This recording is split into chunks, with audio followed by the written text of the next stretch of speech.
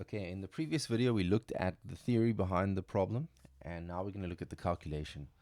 So we were asked to calculate the heat transfer affected in each component. So we know that we have an air heater, so they want to know what the transfer of heat is from the flue gas to the air, the economizer from the flue gas to the feed water, from the flue gas to the wet steam from the boiler in the superheater, and in the evaporator, also the heat transfer there.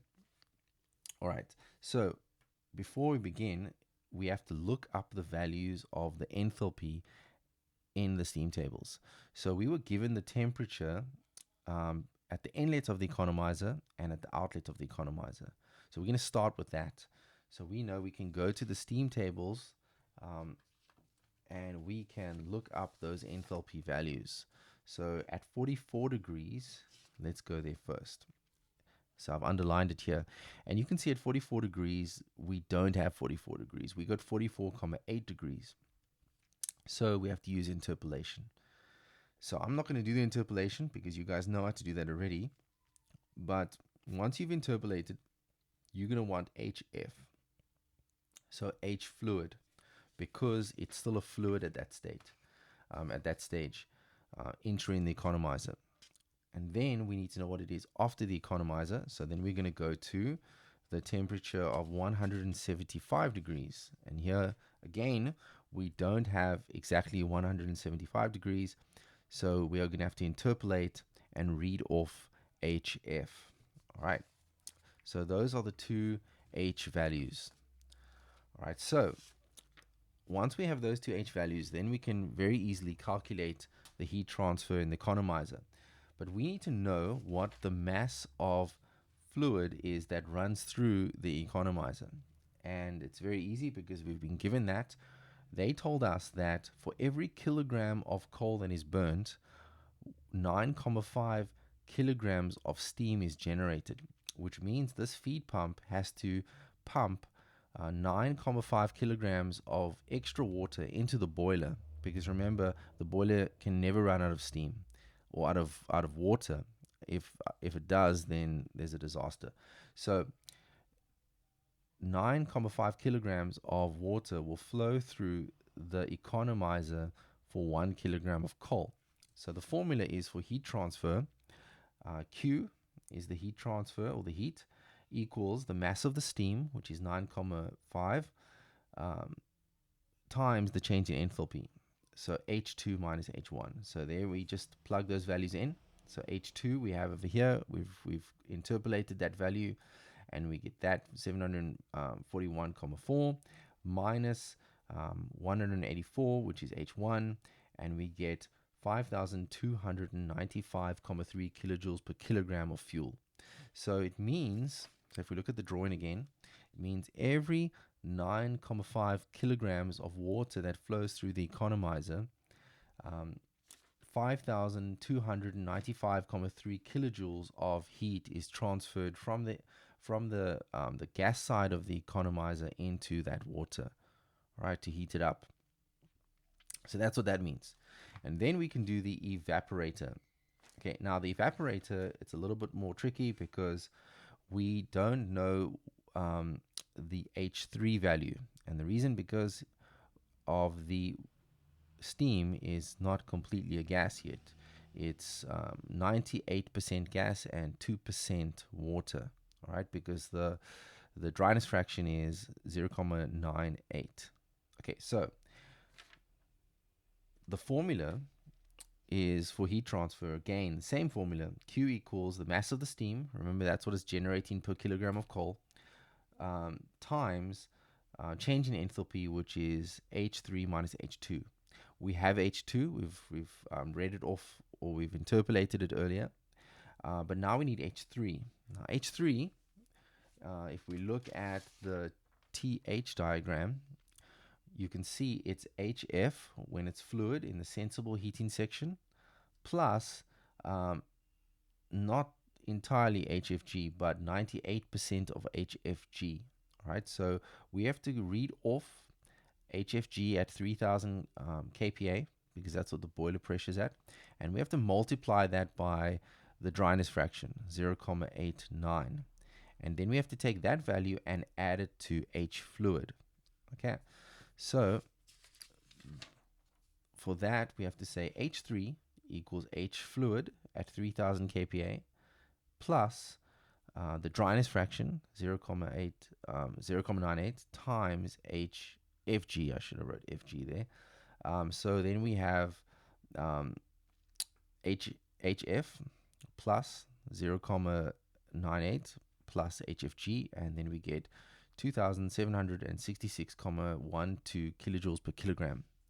Okay, so now we have H3, and then we can easily calculate the heat transfer now. So 9.8 open bracket 2766.12 minus 741.4, and we get a number of 19,234.84 kilojoules per kilogram of fuel. And there you can see this value is quite a big value compared to the economizer, because this is where most of the heat is transferred from the coal into the water. So you'd expect that value to be high. All right, the next section, or the next device, is the superheater. And we know for the superheater, they gave us the temperature, and we calculated H3 previously. So now we can easily calculate the heat transfer. But we have to remember now that H3 is in the, H4 is in the superheated region. So it's in the sensible heating region. So it's a lot higher than the saturated temperature. So we need to go to the steam tables, and we're going to go to the superheated section. Let's go. So you can see, I want to just show you quickly, at 3000 kPa, the saturated temperature is 233.8, and they told us that that the temperature after superheating was 250 degrees. So it's higher than that value at that same pressure, so it must be superheated. So we go to the superheated tables, and we see at 3000 kPa, we check for 250 degrees, and there we can read off H superheated, which is 2858. Now, don't ask me why, but the textbook, they probably rounded that off to 2860 kilojoules per kilogram. So we're just going to use that because I want the answers to be the same. But in your test, just know that you should use the correct value of 2858, I think it is. Okay, so now we have that value, H4 minus H3, and it's the same formula, and you can see that's the heat transfer in the superheater. Now, the heat transfer in the air heater is different, right? Because remember, we're not using water anymore. The air heater is having air pass through it, all right? Sorry, there you can see air is going through it, not water anymore. So that means we can't use the steam tables. So we need to know what the specific heat capacity of the air is, of the clean air. And the question gives us that value. So that's of the clean air, 1,005 kilojoules per kilogram Kelvin. Okay, so we know what that specific heat capacity is, and how much mass, what's the mass of that air? So they told us in the question 20 kilograms of air for every kilogram of coal. Okay, so we know that. So we're only going to use the 20 kilograms because we're on the fresh air side here. So only 20 kilograms moves through the air heater. Then we know the two temperatures. T2 is 150 degrees on the outlet, and T1 is 15 degrees on the inlet. Okay, so here's the calculation or the formula. Q equals the mass of the air times Cp times the change in temperature. And remember, this is 20 kilograms. And this is the specific heat capacity of clean air, of fresh air. And there we get the heat transfer through the air heater.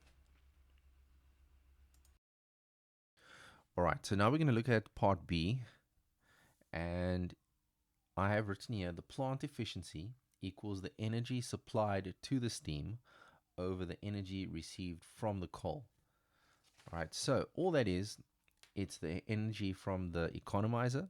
You can see there, we just put that value there and we add it to the energy from the evaporator, and we add it to the energy of the superheater, and we divide that by the calorific value of the fuel, the CV of the fuel, and we get a percentage of 79.94%. All right, so let's look at the diagram and we can see that. So where is energy supplied to the steam? And you can see in the first component, in the economizer, energy is supplied or transferred from the flue gases into the feed water, which heats it up. And then in the boiler, energy is transferred from the combustion chamber into the boiler water. So that's heating up the boiler water. So there's transfer into the boiler water. Then we have, again, energy transfer in the superheater from the flue gases into the steam. So those three components have direct energy transfers into the water or the steam. So we divide that by the calorific value of what the fuel is entering the boiler.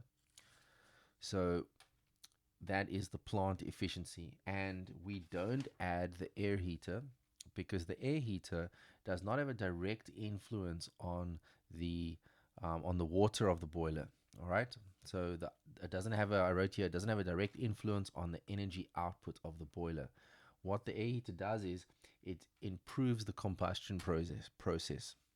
All right, so part C. Part C now, they want us to find the temperature of the fuel gases or the flue gases, okay? So they want to know what is that flue gas temperature leaving the chimney, okay? So what is the temperature of that flue gas leaving the chimney? And I've written here the heat energy leaving the air heater in the flues. So the energy coming from the air heater out of the flue equals to the heat in the coal. So we have the heat in the coal, right? So that's obvious one. So that heat is going into the system. And then we have the temperature of the inlet air. So at 15 degrees, that air has a certain enthalpy. So it's bringing, we don't pay for that temperature. It comes like that from the atmosphere. And then we also have the feed water temperature before the economizer, and that's at 44 degrees. So that's also, we're not really paying for that. That's coming from the feed pump, all right? So that energy plus, so the energy of the atmospheric air, the temperature, sorry, of the air entering the economizer, and the energy of the fuel. So those three energies are entering the system, and the output energy is coming from the superheater. Okay, so we're going to subtract, because everything that came from this side was trying to go into the superheated steam to get to superheated steam. All right, so but not all of it can get into the superheated steam, and that's what we need to know. How much energy does not get into that superheated steam? So we take the air inlet, the feed water, and the fuel. We add those together and we subtract it from the energy from the superheated steam, and then all the leftover energy after that is what's going out of the chimney. Okay, so you can see here we have the calorific value of the coal. Then we have 9,5. Remember, that's how much steam is generated per kilogram of coal. There's 1 kilogram of coal over here for the coal, and that's how much steam or how much water flows into the boiler for 1 kilogram of coal, times the enthalpy of that 44 degree water. Then we have of the clean air, we have 20 kilograms of clean air times the specific heat capacity of the clean air, times the temperature of the clean air that's coming from the atmosphere, minus the 9.5 kilograms, which is steam generated from 1 kilogram of coal, times the H4, which is the enthalpy of the superheated steam, right? So then we get this value of 6,679.5 kilojoules per kilogram. Okay, so that's the energy, the heat energy leaving the chimney.